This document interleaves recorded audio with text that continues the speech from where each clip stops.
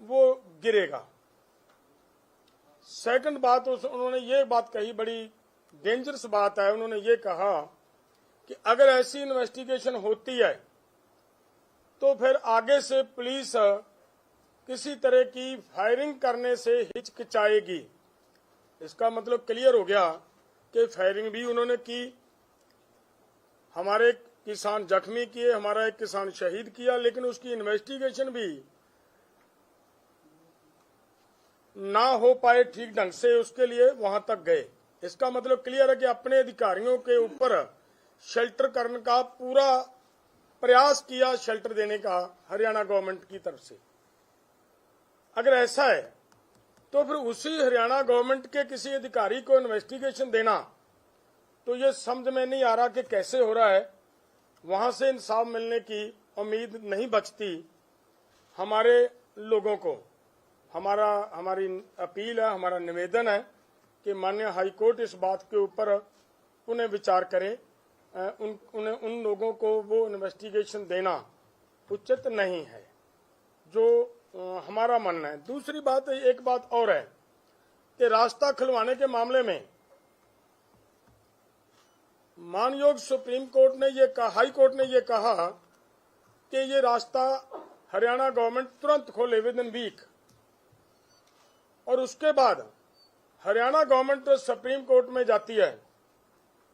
तो इसका अर्थ ये निकलता है, स्पष्ट हो गया, हमने पहले भी ये कही थी बात, कि रास्ता किसानों ने ना रोका था, ना रास्ता रोकने की कोई हमारी भावना थी, लेकिन हम तो दिल्ली के लिए निकले थे। रास्ता तो हमारे आने से 5 दिन 6 दिन पहले ही बंद हो गया था।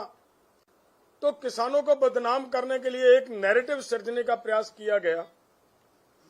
तो अब हमारे सभी भाइयों को, और खास तौर पर मैं ये कहूंगा व्यापारी भाइयों को, वैसे उनको समझ भी आ रही है, आने लगी है, उनको सबको मिलकर हरियाणा गवर्नमेंट के ऊपर दबाव बनाना चाहिए कि वो रास्ता खोलें और हम अपना प्रोटेस्ट करने का जो हमारा दिल्ली का प्रोग्राम है वो कर पाए। ये हमारा फैसला है कि जब भी रास्ता खुलता है, रास्ता खुलने के बाद हम अपना तामझाम इकट्ठा करेंगे, सामान इकट्ठा करेंगे। वो सारा सामान आप सबने हमारे से ज्यादा देखा है, घर बन चुके हैं, उनको इकट्ठा करने पे थोड़ा समय लगेगा, सिर्फ उतना समय हम लेंगे और उसके बाद हमारा प्रोग्राम है जो हम दिल्ली की तरफ मतलब कूच करेंगे। हमारा इतना, हमारे साथी हैं हमारे साथ सरजीत फूल जी, आगे की बात ये रखेंगे। और उसके बाद मैं ये बात बताऊं कि वहां पे जो वो इस लैपटॉप के माध्यम से आपके सामने पूरी की पूरी कहानी रखने की हम प्रयास करेंगे। काइंडली उसको थोड़ा जरूर अपने अपने कैमरों में दिखाने का प्रयास करना। सुरजीत जी। सारे मीडिया साथियों, जिवें डलेवाल साहब ने दस्सिया भी जो सिट बनी है SIT हाईकोर्ट के हुक्मां ते, उसका इन्वेस्टिगेशन का विषय की है। इन्वेस्टिगेशन का विषय ये है भी जो शॉट गन के नाल ये क्लीयर हो गया भी शुभकरण की जिहड़ी मौत है ਉਹਦੇ ਵਿੱਚ ਜਿਹੜਾ पोस्टमार्टम भी होया, होर भी सारे हैगे आ भी मैटल ਦੇ ਉਹਦੇ ਵਿੱਚ अंश है ਜਿਹੜੇ ਧਾਤ ਦੇ ਪਾਏ ਗਏ ਆ ਸ਼ਾਟਗਨ ਦੇ ਨਾਲ। ਸ਼ਾਟਗਨ ਦਾ ਮੇਨ ਚ ਵੀ ਨੇੜਿਓਂ ਜਿਹੜਾ ਫਾਇਰ ਕਰਨ ਵਾਲਾ ਵੈਪਨ ਹੈ ਕੋਈ, ਉਹਦੇ ਨਾਲ ਉਹਦੀ ਮੌਤ ਹੋਈ ਹੈ। ਹੁਣ ਸਿੱਟ ਨੇ ਇਹ ਕਰਨਾ ਹੈ ਬਈ ਇਹ ਸ਼ਾਟਗਨ ਹੈ ਇਹ ਕਿੱਧਰੋਂ ਆਈ ਹੈ, ਇਹ ਕਿਹੜੇ ਪਾਸਿਓਂ ਆਈ ਹੈ। ਕਹਿਣ ਦਾ ਭਾਵ ਉਹਦੇ ਵਿੱਚ ਇਹਦਾ ਵਿਸ਼ਾ ਹੀ ਦੱਸਦਾ ਵੀ ਉਹ ਕਿਸਾਨਾਂ ਨੂੰ ਵੀ ਉਹਦੇ ਵਿੱਚ ਉਹਨਾਂ ਨੇ शक के घेरे च लै जांदा भी यह किसानां वाले पासे भी आई हो सकती है। असीं हुण तक हाई कोर्ट का जो कमिशन बनया साबका रिटायर्ड जज की अगवाई दे विच उहदे कोले भी असीं सारे प्रूफ रखे है। असीं जो उत्थे जिन्ने भी विस्फोटक हथियार वरते गए ने वो सारे रखे है। असीं वीडियो भी दिखाई है, जिहड़े उन्हां दे बंदे है नेड़ेओं फायर करदे दिस रहे है, वो वीडियो भी दिखाई है असी हाई कोर्ट के जिहड़ा कमिशन सीगा उसनों, ते नाल जो गालां कढदियां वो भी दिखाए हुए ने वो। सो इस करके जिहड़ी इहनूं इस दे घेरे च लै आउणा किसानां नूं भी की इन्हां तों तां नहीं कोई इन्हां वाले पासे तां नहीं शॉटगन चली। ये असीं समझदे भी साफ है जिहड़ा वो दोषियां नूं बचाउण दी खातर है। ते फिर गाहां इहदी जिहड़ी इनकुआयरी भी है, इन्वेस्टिगेशन भी है। सिट दा जिहड़ा पुलिस दा मुखी है, सिट दा जिहड़ा मुखी है ਉਹ ਹਰਿਆਣੇ ਪੁਲਿਸ ਦੇ ਝੱਜਰ ਜ਼ਿਲ੍ਹੇ ਦਾ ਵੀ ਮੁਖੀ ਹੈ।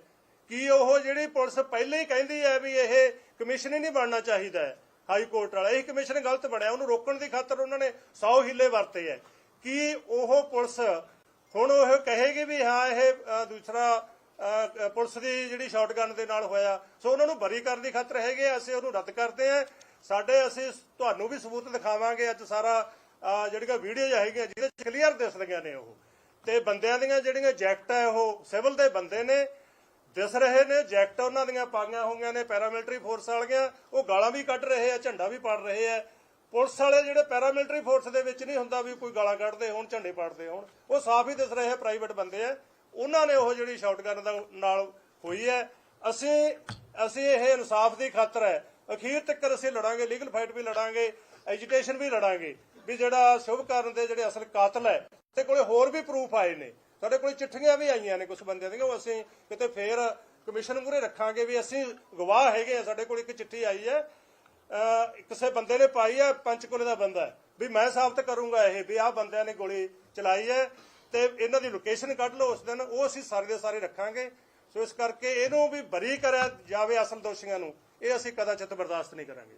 ਹੁਣ ਮੈਂ ਬੇਨਤੀ ਕਰਾਂ ਅਵਨ ਕੁਹਾੜ ਜੀ ਹਰਿਆਣੇ ਤੋਂ, ਇਹ ਤੁਹਾਡੇ ਨਾਲ ਜਿਹੜੀ ਵੀਡੀਓ ਵਗੈਰਾ ਉਹ ਤੁਹਾਡੇ ਨਾਲ ਦਿਖਾਉਣਗੇ, ਤੁਸੀਂ ਆਪਣੇ ਕੈਮਰਿਆਂ 'ਚ ਕੁਹਾੜ ਸਾਹਿਬ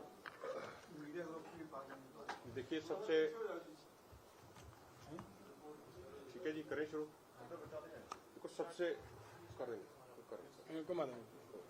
सबसे पहली बात तो जैसा आदरणीय डलेवाल जी ने भी बताया कि किस तरीके से हरियाणा सरकार सुप्रीम कोर्ट गई थी कमीशन की जांच के खिलाफ, उसी तरीके से कुछ ही दिन पहले हरियाणा के पूर्व गृह मंत्री अनिल विज जी का भी बयान है कि वो जिम्मेदारी लेते हैं और वो जिम्मेदार हैं इस गोली चलने के, क्योंकि वो गृह मंत्री थे और वहीं से आदेश हुआ था। ये मीडिया के माध्यम से भी पूरे देश ने देखा, तो गृह मंत्री का स्वयं का बयान ये बताने के लिए मोर देन सफिशिएंट था कि हरियाणा सरकार की तरफ से ही गोलियां चलाई गई। इसके अलावा साथियों, जो एक नैरेटिव सेटअप करने का प्रयास किया गया भाजपा सरकार द्वारा कि भाई गोली शॉटगन से चली है और हरियाणा पुलिस तो शॉटगन इस्तेमाल ही नहीं करती।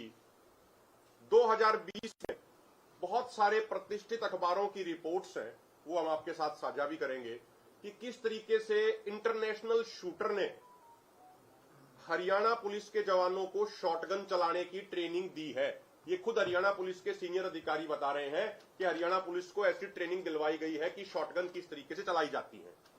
बहुत सारी ट्रेड फेयर्स की वीडियो है जिसमें रैपिड एक्शन फोर्स वाले जवान दिखा रहे हैं कि वो किन किन वेपन्स का इस्तेमाल करते हैं। उन वेपन्स में भी चाहे वो पैलेट गन हो चाहे वो शॉटगन्स हैं, उन्होंने स्वीकार किया है कि वो उनका इस्तेमाल करते हैं। और हमारे पास बहुत सारी वीडियोस भी हैं, मैं आपको एक एक करके अगर दिखाऊंगा, वो हम आपके अपना जो प्रेस का ग्रुप है उसके माध्यम से भी आपको डायरेक्ट हम आपको देंगे। ये देखिए हमारी, ये देखिए आप ये वीडियो, यहाँ पे आप देखेंगे ये जो चला रहा है ये शॉटगन चला रहा है और पीछे एक लोड कर रहा है उसके पीछे। हम आपको ये सारी वीडियोस भेजेंगे, अगर आप इसको दोबारा देखेंगे ये स्पष्ट हो रहा है इसमें कि जो व्यक्ति यहाँ पे चला रहा है ये सीधे इस तरीके के हथियार ये चलाए जा रहे हैं।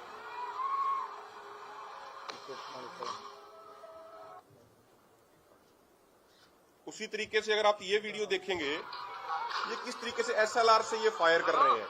ये सिविल ड्रेस में सबसे महत्वपूर्ण बात ये है कि कई बार माननीय सुप्रीम कोर्ट ये कह चुके हैं कि भाई किसी भी एजिटेशन में जो पुलिस वालों की ड्यूटी होगी, कोई अपने नेम प्लेट के बिना, कोई अपनी ड्रेस के बिना वहां पे नहीं जाएगा। लेकिन ये किस तरीके से माननीय सुप्रीम कोर्ट के नियमों की धज्जियां उड़ाई जा रही हैं।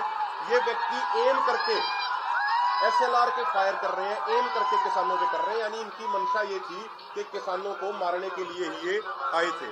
आप ये स्पष्ट देख सकते हैं, अब ये दोबारा ये इनके हाथ में जो एसएलआर है उसको ये उठा के देखिए, अब ये सीधा किसानों पे एम करके सर को निशाना बना के सीधा ये फायर कर रहे हैं।